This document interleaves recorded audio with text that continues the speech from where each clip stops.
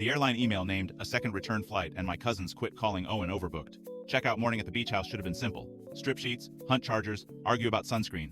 Instead, my cousins ended up staring at Owen's flight email like it was sworn testimony. Owen is my aunt's stepson, which in our family counts as cousin until conflict starts.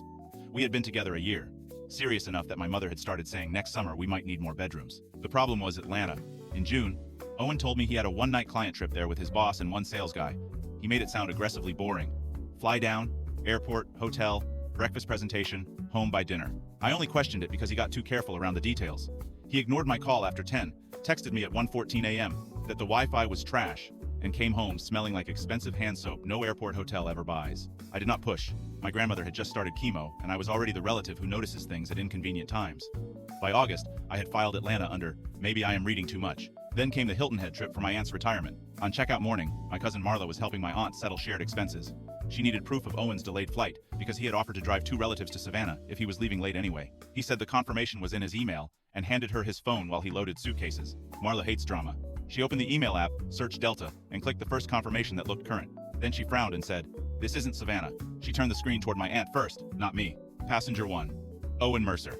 Passenger 2, Celia Brandt. Atlanta to Charleston, July 13.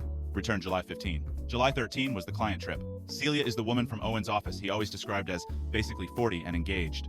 My aunt said Marla had opened an old team booking. Owen walked back in then, saw the screen, and stopped just long enough for everybody to notice. He said it was a corporate booking error.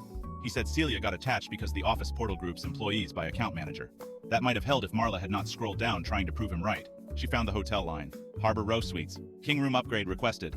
Late return protection. Added for 2 travelers. Not a block of rooms. Not a team booking. 1 room line tied to 1 confirmation. That was the first clue. The second came from my brother. He asked why Owen told all of us he came home the next night if the return flight was July 15, not July 14.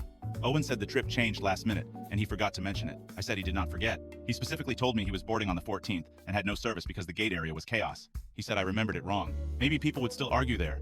Maybe I did remember the call the way I needed to.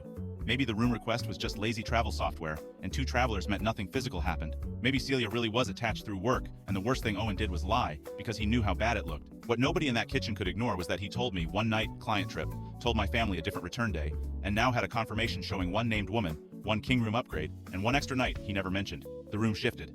My aunt stopped telling Marla to close the email. My brother stopped looking embarrassed for me and started looking at Owen. Even my mother asked why he needed 3 versions of Atlanta if all he had done was work. Owen kept saying nothing physical happened and that I was about to let 1 booking wreck a relationship in front of half my family. Maybe that is exactly what I did, but by the time we locked the rental and dragged bags to the driveway, nobody was calling him overbooked anymore.